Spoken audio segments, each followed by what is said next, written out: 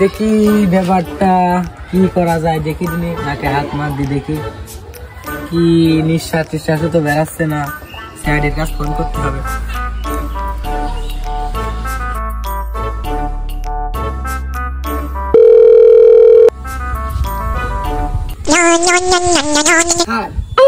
Phone এসেছে।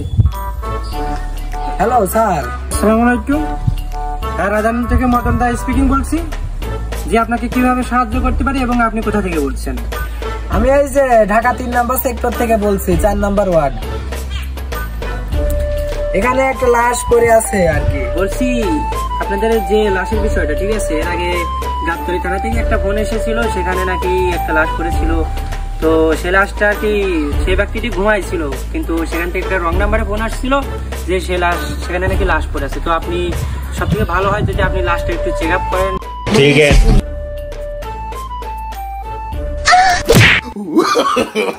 no, no, no, no.